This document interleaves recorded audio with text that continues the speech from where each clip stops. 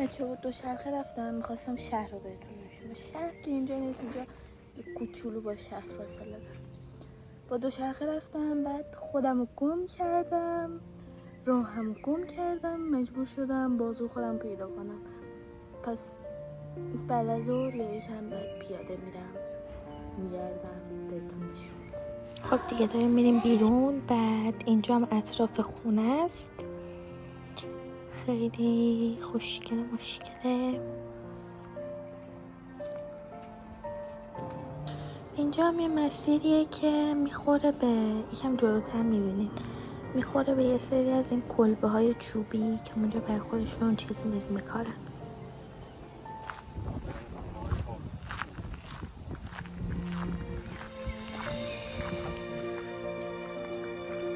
آره این همون کلبه ها، من بهشی میگن کلبه میگن اینا میگن از اینا دیگه خلاصه.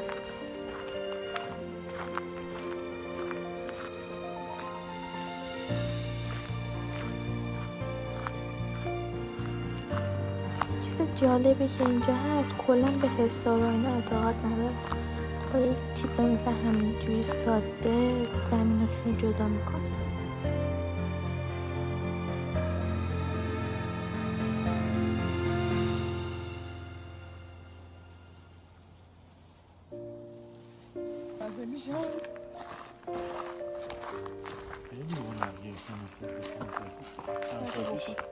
گیاهاش خیلی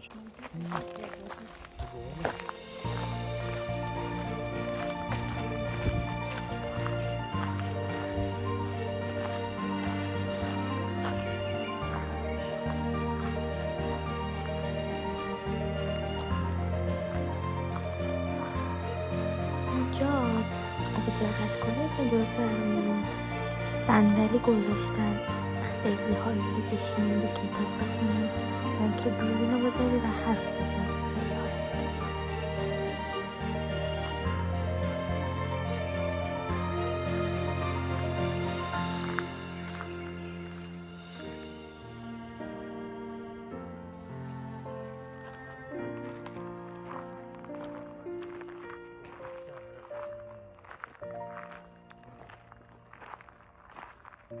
از این ساختمون بلندن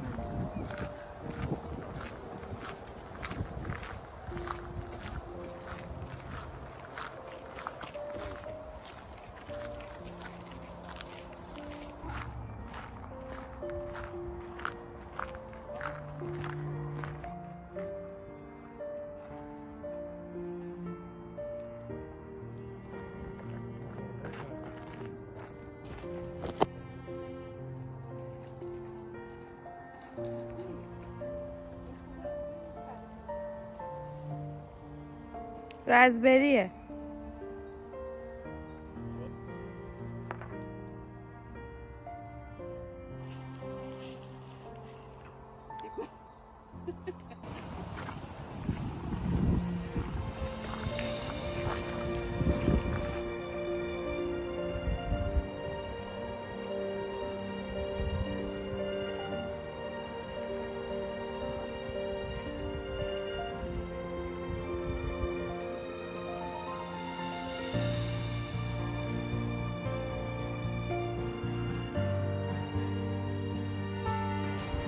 بچه ها گم شدیم.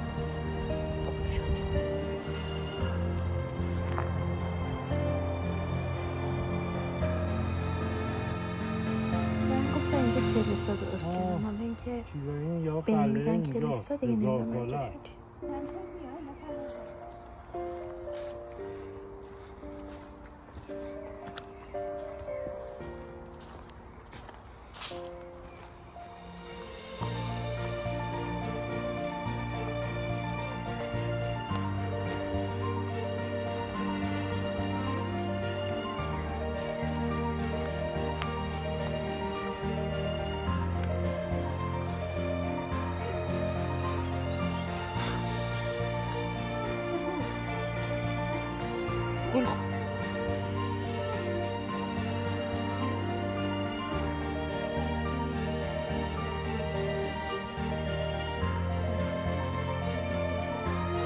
شاید یکی از اون رو دید. نقدر خونه رو دید.